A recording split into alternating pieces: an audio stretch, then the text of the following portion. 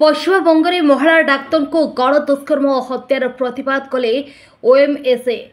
ପଶ୍ଚିମବଙ୍ଗରେ ମହିଳା ଡାକ୍ତର ମମିତା ଦେବନାଥଙ୍କୁ ଗଣ ଦୁଷ୍କର୍ମ ଓ ହତ୍ୟାର ପ୍ରତିବାଦ ବାଲେଶ୍ୱର ଫକୀର ମୋହନ ମେଡିକାଲ କଲେଜ ଓ ହସ୍ପିଟାଲରେ ଓଡ଼ିଶା ମେଡିକାଲ ସର୍ଭିସେସ୍ ଆସୋସିଏସନ ପକ୍ଷରୁ ପ୍ରତିବାଦ କରାଯାଇଛି। ଧାରଣା ମଧ୍ୟ ଦେଇଛନ୍ତି ସଂଘ। ଏହାକୁ ମେଡିକାଲ ସେଲ୍ସ ରିପ୍ରେଜେଣ୍ଟେଟିଭ୍ ଆସୋସିଏସନ ମଧ୍ୟ ସମର୍ଥନ ଦେଇଛନ୍ତି।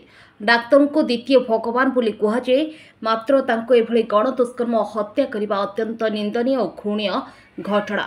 ଏହି ଘଟଣାରେ ପଶ୍ଚିମବଙ୍ଗ ସରକାର କାହିଁକି ଚୁପ୍ ବୋଲି ପ୍ରଶ୍ନ ଉଠାଇଛି ସଂଘ। ଦୋଷୀଙ୍କ ବିରୋଧରେ ଆଇନ ଅନୁଯାୟୀ କଠୋର କାର୍ଯ୍ୟାନୁଷ୍ଠାନ ଦାବି କରିଛନ୍ତି। ଏ ସମ୍ପର୍କିତ ଦାବିପତ୍ର ଜିଲ୍ଲାପାଳଙ୍କୁ ପ୍ରଦାନ କରିଛନ୍ତି। ମୁଁ ପୂର୍ଣ୍ଣଚନ୍ଦ୍ର ପଣ୍ଡା, ମୁଁ Bharatiya medical and sales representative association जिला उपदेष्टा हिसाब से सभापति हिसाब से बालेश्वर शाखा तरफ मु नियुक्त पाई।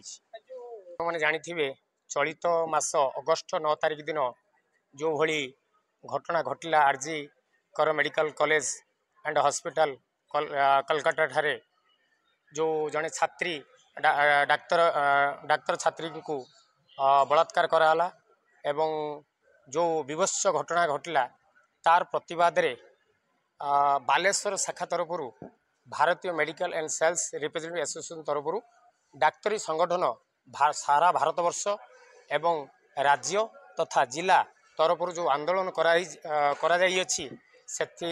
सेमानकु सहयोग एवं सेमानकर प्रतिवाद को समर्थन जणई आज आम आंदोलन रे उल्लेछे। आमे आपण जानथिबे घटना दीर्घ वर्षर घटना बारंबार घटुची सारा भारतवर्ष घटुची। डाक्तरखाना रे विभिन्न प्रकार असामाजिक व्यक्ति मानकर प्रादुर्भाव केवल कलिकता नुहे, एटा होची प्रत्येक भारतवर्षर प्रत्येक हॉस्पिटल रे घटना घटुची एवं सरकार एथिरे अवगत भी अछंती। सरकार तरफ आम भारत संविधान रे जो नियम अच्छी से नियम गुड़ी कौन प्रकार कार्यकारी हो पार ना एवं बारंबार से कार्यकारी होगापाई बारंबार भारतवर्ष रे आंदोलन करा जाउछि। तेणु आम संगठन बीएमएसआर तरफ मु एतिकी दाबी करुछि जे भारतवर्षर संविधान अनुसार जो नियम गुड़िक अच्छी डाक्तर स्वास्थ्य सेवा स्वास्थ्यकर्मी मानकु तांकर जोड़ी की सुरक्षा दबा एवं तांकु सामाजिक स्तर रे से स्तर को नबा ए संगठन तरफ आपण माध्यम गणमाध्यम आमे आज दाबी पत्र आज आम जिला बालेश्वर जिलार कलेक्टर दाबी पत्र देचे एवं भारतवर्षर समस्त जोड़ी की आपणकर राज्य केंद्र जेतिकी एथिरे अंतर्भुक्त अछंती समस्त को आमे आपण गणमाध्यम जनाऊे निवेदन करुचे एवं निजर दाबी दृढ़ उपस्थापन करुचे। मु जूनियर डाक्तर संघर प्रेसिडेंट डॉक्टर बद्री नारायण साहू।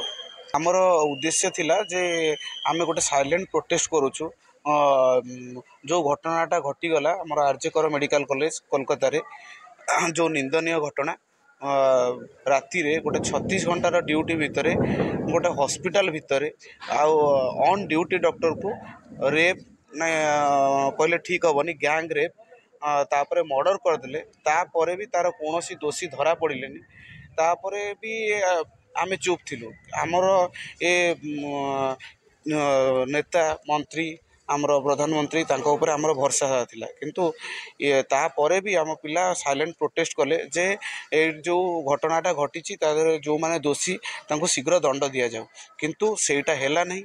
3000 गुंडा मेडिकल कॉलेज को पशि आसिले जेतेक एविडेंस थिला सबको नष्ट करदेले सब भैंडलाइज करदेले तापरे आमे समस्ते ऑल इंडिया मेडिकल एसोसिएशन आमर तांकर डाकरा सुनी आमे एफएम मेडिकल कॉलेज बालेश्वर सबु प्रकार जूनियर डाक्तर संघ आउ एचएस स्टूडेंट यूनियन आमर यूजी स्टूडेंट यूनियन समस्ते मिसी आमे धारणा रे बसिचु शांतिमूलक आउ आमे तारी लेखाटा आमे आज मैजिस्ट्रेट को देकी जाउछु।